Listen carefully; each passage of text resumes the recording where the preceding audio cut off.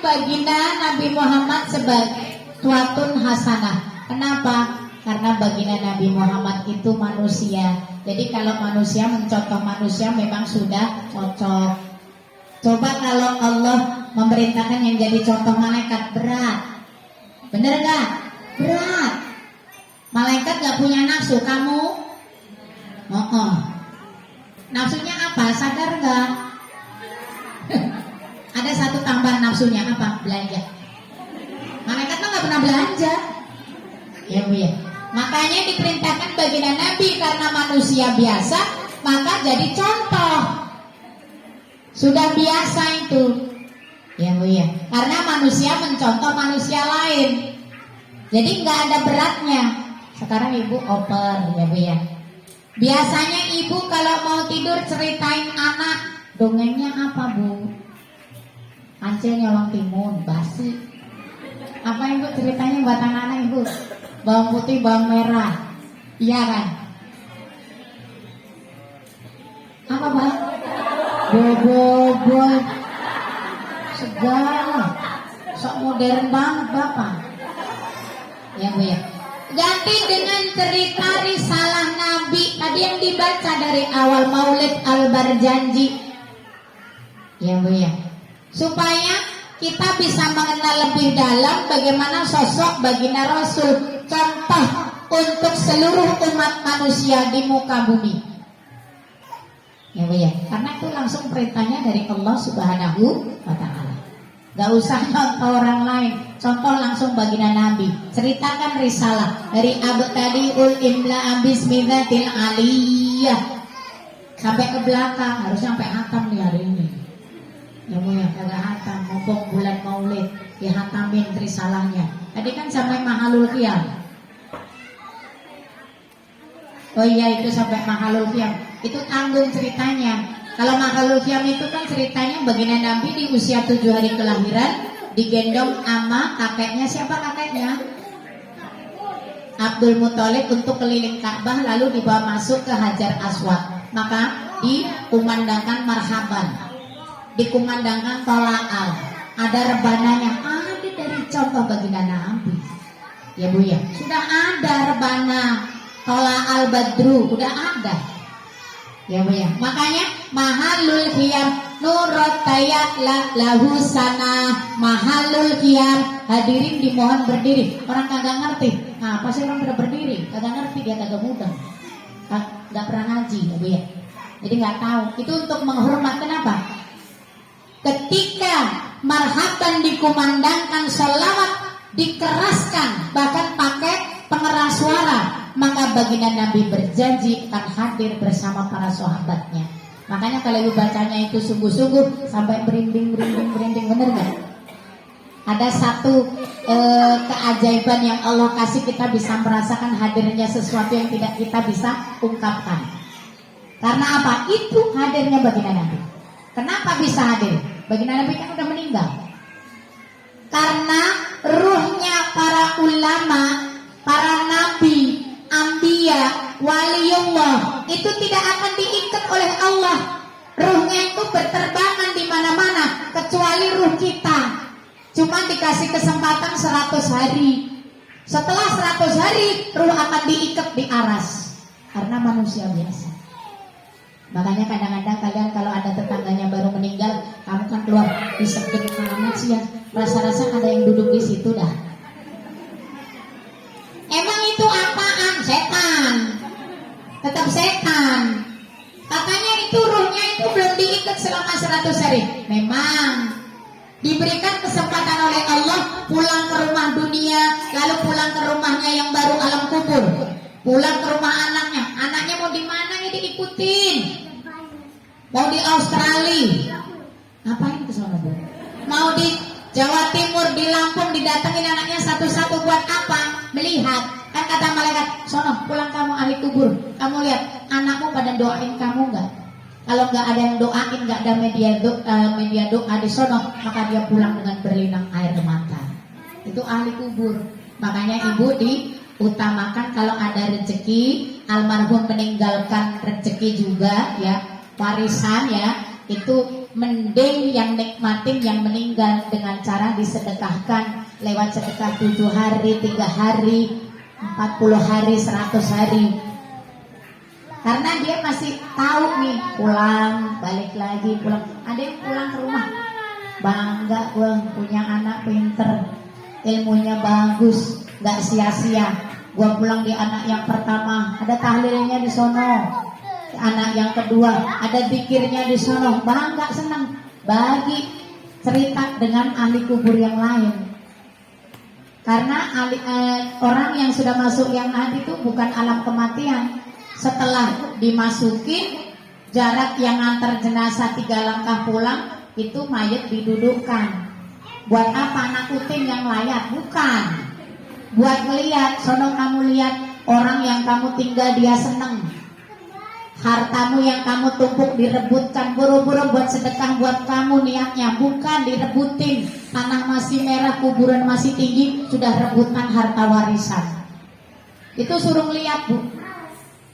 Ya, Bu ya. Ini ajarannya dari kitab Sulamut Taufik.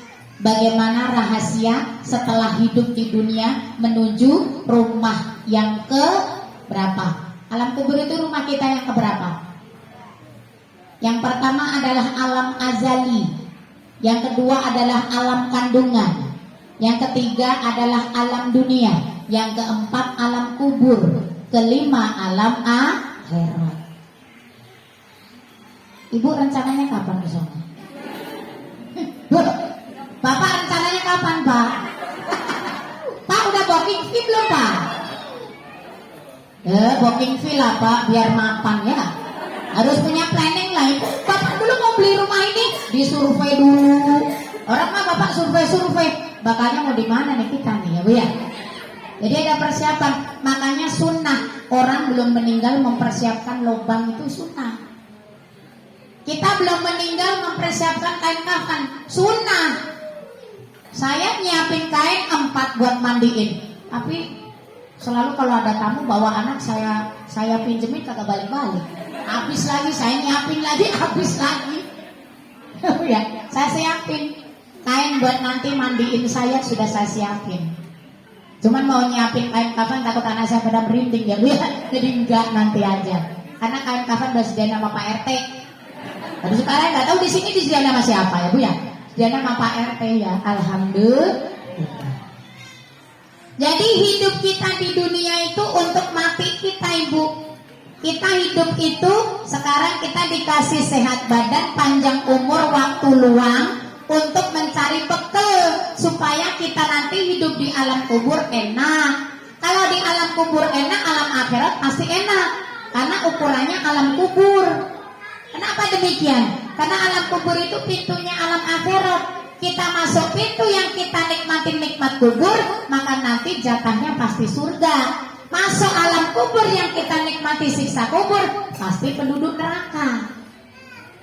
Itu ukurannya alam kubur. Makanya Ibu ngaji kayak begini, tiap hari baca Quran siang malam ya Ibu ya. Baca Quran siang malam Ibu. Benar, serius siang malam. Saya lihat kalau siang-siang sono di pojokan. Baca Quran Bapak juga ada kan di pos ronda. Katanya Bapak nggak nonton bola tapi ganti di pos ronda. Ya Bu ya. Baginda Nabi mengajarkan kepada kita bagaimana kita bisa memperbaiki ibadah kita kepada Allah, terutama ibadah apa Ibu? Sholat 5 waktu, sholat wajib. Kenapa? Kalau sholat 5 waktu kita bagus, masuk liang lahat, bebas dari siksa kubur secara langsung. Walaupun Ibu tidak doa Allahumma inni a'udzubika min kufri, ya, tidak minta dibebaskan dari siksa kubur. Kalau Ibu memperbaiki sholat 5 waktu, insya Allah bebas dari siksa kubur. Ibu nih hari ini memperingati Maulid walaupun kecil-kecilan ya, tapi yang hadir besar-besaran. Maksudnya besar gitu ibadahnya ya. Bukan gemuk, montok.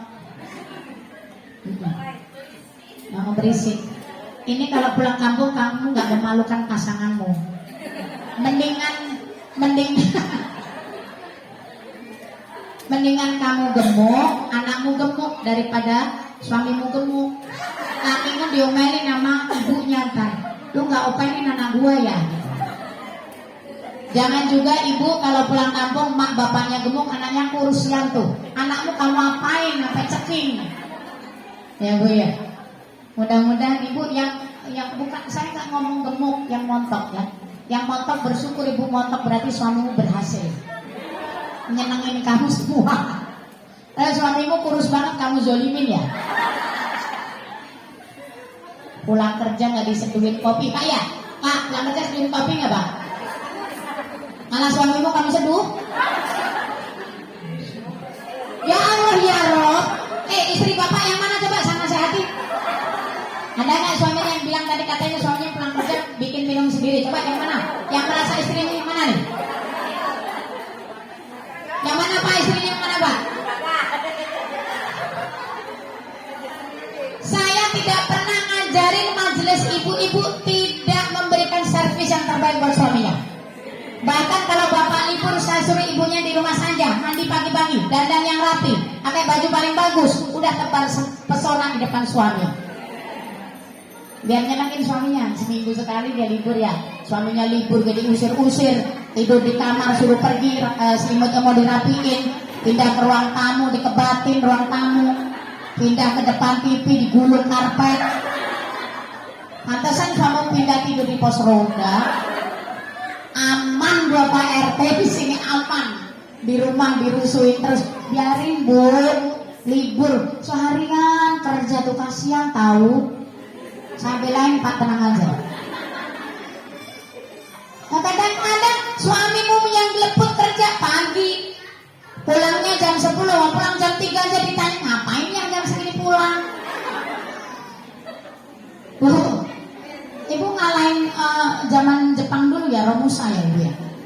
Bu, Masya Allah, berarti waktunya bersamanya buat keluarga itu lebih banyak ya Bu ya. Tuh disyukuri nikmatnya lewat rezekinya lewat suami ya Bu ya. Seberapapun berarti itu rezeki kapasitasnya buat keluarga kita.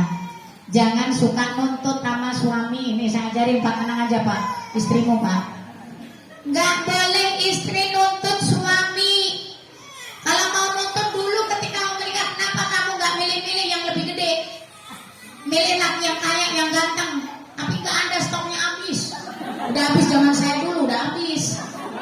Sekarang tuh ganteng duit banyak nggak ada. Adanya kayak wajar pas-pasan duitnya banyak. Ya Bu ya, pengennya ganteng, duitnya banyak, pinter, ustaz, nyari kemana? Ya Bu ya, makanya segala kelebihan dan kekurangan kita terima dengan syukur nikmat. Itu yang diajarkan oleh baginda Nabi. Nah, ibu masih penting ya Bu ya, rumah tangga semua udah ada, walaupun rigid ya Pak ya.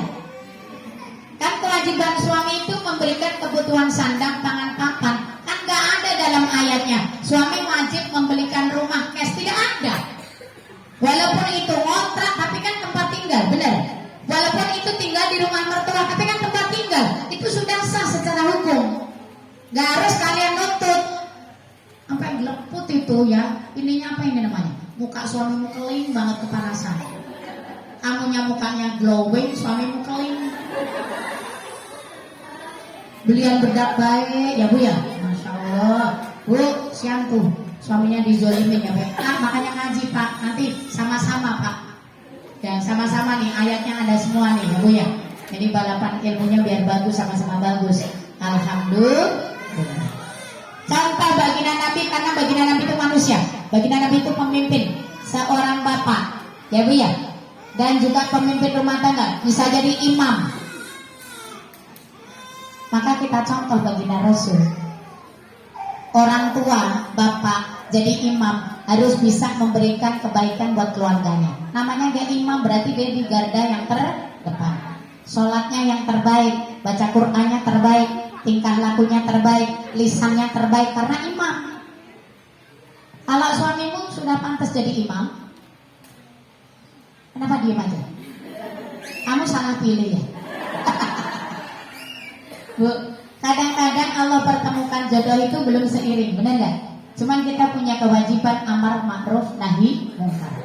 Bagaimana kita bisa menyetarakan antara suami dan istri? Karena Allah berjanji kalau perempuan soleh pasti suaminya soleh. Kalau kadang-kadang kita diketemukan jodoh itu masih pincang, belum seiring. Nah ini bagaimana kitanya? Kan kita punya kewajiban amar ma'ruf nahi mungkar. Walaupun istri tidak punya kewajiban membawa suaminya masuk surga, yang punya kewajiban adalah suami. Tapi kita mengingatkan suami, itu wajib. Suamimu hari Jumat tidur, kamu bangunin. Kalau nggak dibangunin, nggak sholat Jumat, yang dosa kita. Wajib dibangunin. Kalau dibangunin nggak bangun, kamu tahu caranya biar suamimu bangun, yang tahu kamu rahasianya. Ngerti nggak? Kan kamu yang tahu kuncinya. Saya mah nggak tahu, udah lupa. Ya udah lupa. Suamimu tuh, Pak azan tuh, panggilan buat sholat. Gak bangun juga, bangunin lagi telinganya, Pak azan, nanti bapak keburu dipanggil oleh Allah, berarti kerahmat Allah, langsung bangun itu insya Allah. Ya bangunin bu. Anak juga gitu, jangan ibu berujar, anak baru pulang sekolah kasihan, waktunya Jumatan laki, bangunin. Kalau perlu anterin, mama malu dede udah ketinggalan, anterin. Ada pengorbanan di sana karena kita punya harapan anak menjadi anak-anak yang baik. Insya Allah. Ya mudah-mudahan. Yang kedua, kenapa Allah memilih baginda Nabi Muhammad sebagai utusan? Karena baginda Nabi Muhammad adalah orang yang baik di antara yang terbaik. Manusia yang terbaik di antara yang terbaik. Gak ada yang nandingin bu. Dari akhlaknya, dari ibadahnya, dari akidahnya, beliau adalah contoh yang paling baik. Gak ada manusia yang bisa menandingi. Makanya dipilih oleh Allah. Beliau akhlaknya adalah Al-Quran. Makanya ibu suruh kiblat hidupnya kepada Al-Quran. Tapi kadang-kadang yang aneh, ibu mengaku orang Islam tidak bisa membaca Al-Quran. Padahal masih dikasih sehat badan, panjang umur. Kenapa nggak buat belajar? Ketika kita nanti sudah pindah rumah, pindahan di alam kubur, ditanya oleh malaikat, kenapa rumahmu gelap, nggak ada lampunya? Karena tidak bisa membaca Al-Quran. Karena yang bisa menerangi alam kubur adalah ayat Quran yang kita baca tiap hari. Saya punya Quran nih 5, percuma. Quran kamu taruh di jendela, satu dipaku di situ 30 juz, jebret di atas pintu, jebret. Kata kamu setan gak bisa masuk. Kata setan, gua lewat belakang.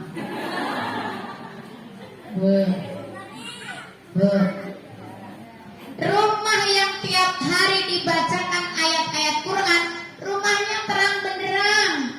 Kalau rumahnya terang, malaikat akan keluar masuk. Jadi tiap hari harus ada yang baca Quran. Kalau mamanya lagi head, bapaknya yang baca. Bapaknya belum pulang, anaknya yang baca. Anaknya gak ada, ibu zikir. Kan punya pegangan itu, kita ratib. Itu sebagai ganti. Gak bisa baca Quran, baca ratib. Baca Al-Ma'surat, itu gantinya. Jangan ibu ngeblas. Ketika masa haid, sama sekali gak sholat, sama sekali gak zikir. Pantes kamu uring-uringan, hawanya suntuk, bener gak? Marah, baik. Laki pulang kerja marahin, anak pulang sekolah marahin, tetangga lewat depan rumahmu kamu marahin. Kenapa dia? Oh dia lagu-lagunya lagi haid, mah begitu udah biasa. Yang bisa ngontrol emosi adalah zikir kita. Al-Quran yang kita baca itu bisa ngontrol hati kita. Ibu saya ajarin. Kalau ibu marah sama suami, saya ajarin.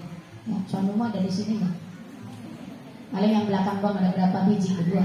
Ya biji. Ada berapa orang? Ya bu ya.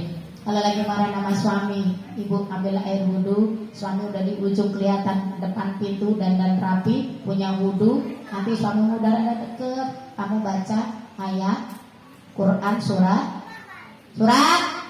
Al-Kausar. Wudhu.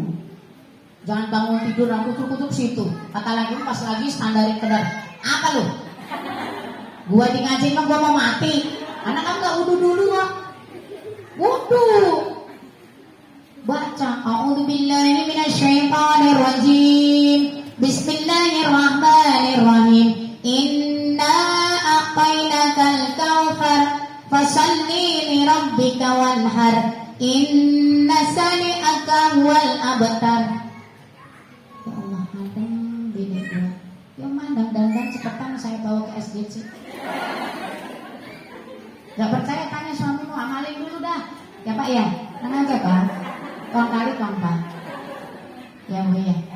Kenapa? Di dalam surat Al-Kautsar itu terkandung fadilah. Orang yang membaca surat Al-Kautsar Allah turunkan rahmat dan berkah serta kasih sayang. Jadi mau marah gak bisa. Ada satu kisah dulu di zaman baginda Nabi. Ini orang mau bunuh baginda Nabi Bu. Lalu baginda Nabi membaca Al-Quran. Jadi Al-Quran itu bisa jadi penyembuh. Amarahnya bisa hilang. Makanya kan baginda Nabi ngajarin kepada kita. Ya Bu, kalau kamu sedang suntuk, sedang galau, banyak masalah, jangan jalan-jalan. Kamu pulang jalan-jalan lebih galau karena apa? Duit kurang. Mending duitnya habis. Kalau ibu galau, ini loh hiburannya ibu kumpul dengan orang baik ngaji. Lagi pikirannya suntuk udah ngaji aja dah. Duduk di situ, ada zikir baca al-maksurat, ada zikir baca ratib. Itu secara langsung Allah turunkan rahmat dalam hati kita, terobati. Ya Bu ya. Kalau ibu jalan-jalan apa? Ibu curhat sama setan. Siapa setannya? Setan gepeng. Apa setan gepeng? HP-mu itu dikit-dikit ditulis di situ. Lagi sedih, ya kan? Gambarnya kepala doang sedih nih, ya Bu ya. Kamu ditanggapin sama tetangga lagi ngapa dia? Itu masalah laki nggak kemarin. Nah ini masalah rumah tangga jadi obrolan tetangga yang lain loh Bu. Nggak boleh ya Bu ya, nggak boleh. Ya mudah-mudahan nih yang dicontohkan baginda Nabi. Surat Al-Kautsar tadi Bu. Ibu mau marah dengan anak, netralisir dulu emosi ibu. Karena amarah itu punya setan. Ibu mau tahu wajahnya setan? Mau tahu nggak? Kamu kalau marah ngaca. Itulah setan yang sebenarnya. Kenapa? Karena orang marah mah jantungnya deg-degan, bener gak? Kepalanya puyeng, bener. Itu setan mulai ngerasuk. Bukan hanya orang kesurupan kamu marah, kayak sudah kerasukan setan. Makanya kudu ditiup bun-bunannya. Ya Bu ya. Tiup bun-bunannya tuh dengan apa? Dengan kita basahin air wudhu. Ibu dibasuh. Karena setan ya, alat masuknya, setan tuh masuk dalam tubuh kita tuh lewat semua lubang. 2 mata, 2 lubang hidung, mulut, yang paling banyak mulut. Makanya kamu mulutnya jangan mangap baik. Ketawa jadi netralisir ketawanya itu yang ketawa yang dapat pahala. Ketawa yang gimana coba? Nanti kamu pulang ngaji, ngacak, ini ketawa yang diajarkan baginda Nabi. Giginya atas kelihatan separuh, gigi bawah separuh, itu yang dapat pahala. Kalau kamu ya setannya masuk, setan masuk bapaknya setan ngajak emaknya setan ngajak anaknya ponakannya semuanya diajak. Pantesan mulutnya kagak diem-diem dari subuh ya Bu ya. Subuh ngomelin lakinya, begitu jam 7 ngomelin anaknya, tetangganya diomelin juga. Itu cara masuknya setan Bu. Naudzubillah min dzalik. Tutup dengan basuh air wudhu. Kalau air wudhu belum juga hilang amarah, pegang Quran. Jangan cuma dipegang, dibuka lalu dibaca. Insya Allah Allah berikan kesembuhan hati kita. Iya. Ada nggak yang di sini kalau tetangganya punya sesuatu yang baru, hatimu sakit banget? Ada nggak? Ada yang menderita itu nggak? Jujur. Ada yang menderita itu nggak? Kalau tetanggamu punya kendaraan baru, di hatimu sakit banget, ada nggak?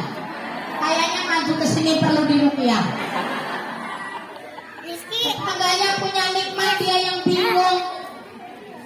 Apa dia? Mobil baru, kredit paling ya. Ada nggak yang masih begitu? Ada nggak? Benar. Udah dirupiah nih. Kalau sono temenan sama kamu loh. Kan berarti samanya. Masya Allah Bu ya. Nggak boleh. Ini loh Bu, surat Falaq, surat Al-Kautsar itu jadikan bacaan sholat kita tiap hari, supaya nanti bisa ruqyah hati kita dengan surat Falaq secara langsung. Jadi untuk meruqyah hati itu dengan surat Falaq, surat Al-Alaq ya. Qul a'udzu birabbil falaq. Bacanya yang bagus ya Bu ya, karena mau ruqyah. Kalau bacanya nggak bagus kayak kamu diketahui namanya jin idih, bacanya kayak salah dulu. Gua ngaku dalam aja di hatinya bacamu salah. Dasar goblok katanya. Kata jinnya begitu. Panjang pendeknya salah. Benar nggak? Tuh, nih Bu, saya ada jamaah kemarin kesurupan, tapi kesurupannya manjin Islam.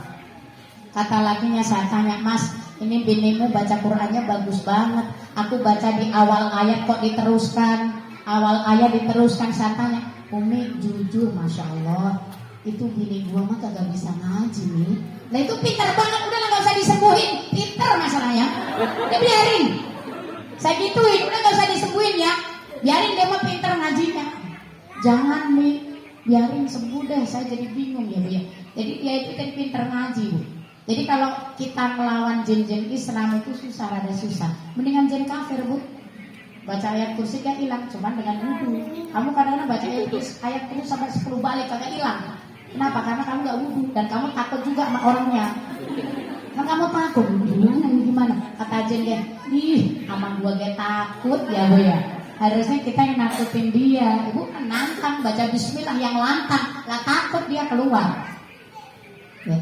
Jadi setan, jin, kafir itu paling takut dengan orang-orang yang suci, yaitu orang-orang yang selalu membasuh anggota tubuhnya dengan air wudu. Nah ini yang diajarkan bagi anak. Ibu kenal nama Pangeran Diponegoro? Saya juga enggak. Ya Bu ya. Pangeran Diponegoro itu sakti mandraguna. Selain beliau pemimpin perang, panglima perang, beliau adalah waliullah. Kenapa disebut wali? Beliau ditembak oleh tentara Jepang itu tidak mempan. Ditembak itu enggak tembus Bu, Pangeran Diponegoro. Kenapa? Karena beliau selalu memelihara wudu. Batal wudu lagi, batal wudu lagi, batal wudu lagi. Nah kamu udah bedakan pakai skincare, mau wudu eman mahal. Ya Bu ya, eman mahal ya Bu ya. Hitung-hitungan Ibu ya, gara-gara itu makanya setan kayak masuk ke tubuhnya kayak gampang. Karena apa? Tidak memelihara kesucian, yaitu wudu. Ini diajarkan oleh Nabi.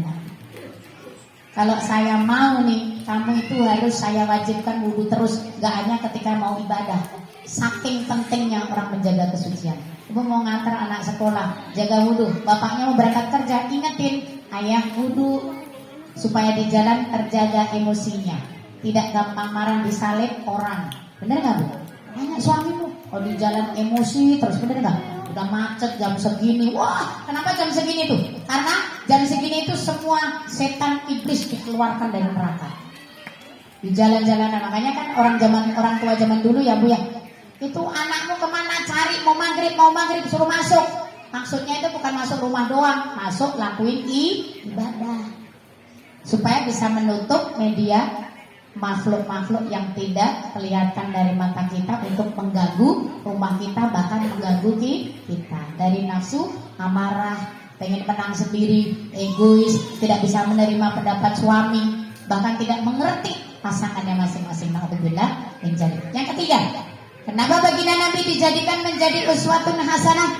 Karena baginda Nabi satu perkataan, satu hati. Apa yang diucapkan itulah yang ada di dalam hatinya. Tidak seperti kita. Benar gak? Tadi contohnya sholat aja Ibu, Sholli fardu maghribi salah rakaat mustaqbilal kiblati ada lillahi ta'ala. Allah. Kayaknya suara motor laki gua udah nyampe depan rumah. Akbar, baca doa iftitah. Ingat anak belum pulang. Benar gak? Semuanya urusan dunia ada ketika sholat. Berarti hati kita tidak bisa hadir, kita interaksi dengan Allah. Kalau baginda Nabi, satu perkataan, satu hati.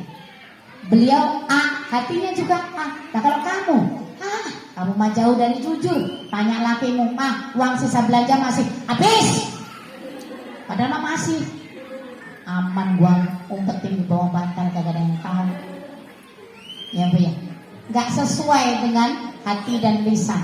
Makanya dikatakan munafik. Bahkan kita sholat pun bisa jadi munafik. Kenapa? Karena lisannya baca-bacaan sholat tapi hatinya kemana-mana. Bener nggak Bu?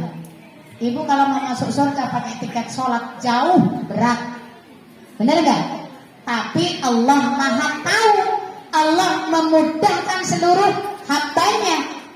Kalau kamu nggak bisa khusyuk sholat, rakaat pertama, kedua, ketiga, keempat, minimal kamu takbir, ingat Allah, ingat lagi sholat.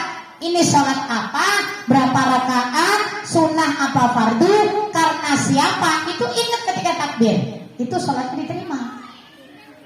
Karena kita bukan nabi, beda dengan nabi aturannya. Allah Maha tahu.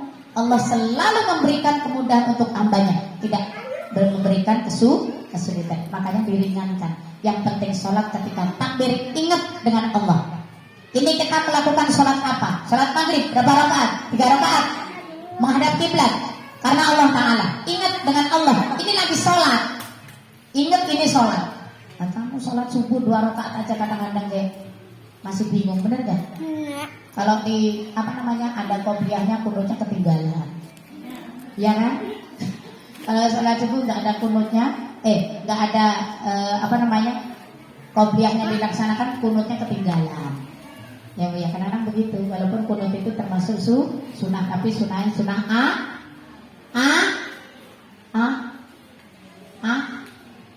Bu, sholat subuh pakai kunut itu, kunutnya itu termasuk sunnah apa?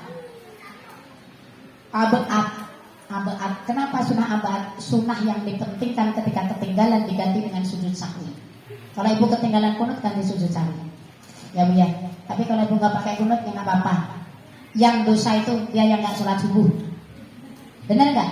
Terserah ibu pakai kunut nggak pakai kunut, terserah, urusan masing-masing. Toh yang dapat berkahnya yang pakai, nggak pakai ya nggak apa-apa. Urusan masing-masing ya Bu ya.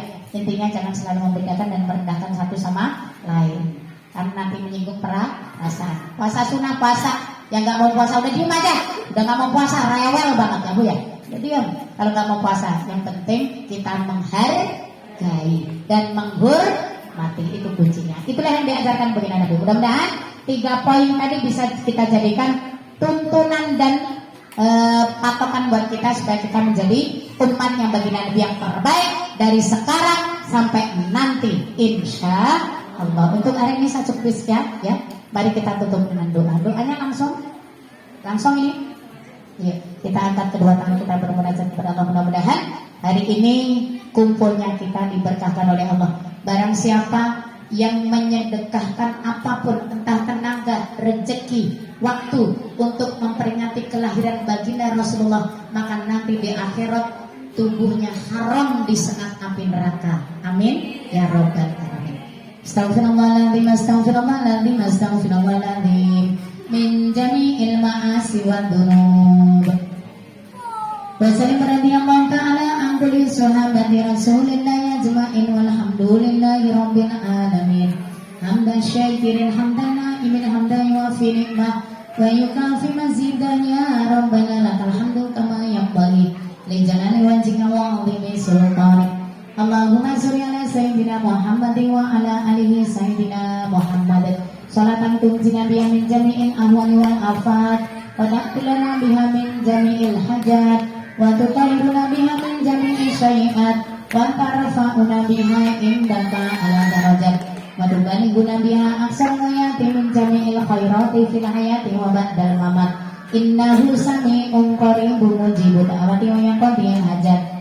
Rabbana hab lana min azwajina wa dhurriyyatina wa qurrata a'yun waj'alna lil muttaqina imama. Rabbana dhallamna anfusana wa illam taghfir lana wa tarhamna lanakunanna minal khasirin. Allahumma ij'alna syakura waj'alna sabura waj'al aynana sabira wa fi a'yunin nasi kabira. Allahumma arinal haqqa haqqan warzuqna ittiba'ah wa arinal batila batila warzuqna ijtinabah. Allahumma inna nas'aluka ilman nafi'a wa amalan mutaqabbala wa rizqan halalan thayyibah. Allahumma inna nas'aluka ridha wal jannah wa na'udzubika min sakhatika wan nar. Allahumma inna nas'aluka husnul khatimah wa na'udzubika min su'il khatimah. Rabbana taqabbal minna innaka antas samiul alim wa tub 'alaina innaka antat tawwabur rahim. Rabbana atina fid dunya hasanah wa fil akhirati hasanah wa qina adzabannar wa qina adzabannar wa qina adzabannar. Subhana rabbika rabbil izzati amma yasifun wa salamun alal mursalin walhamdulillahi rabbil alamin. Terima kasih.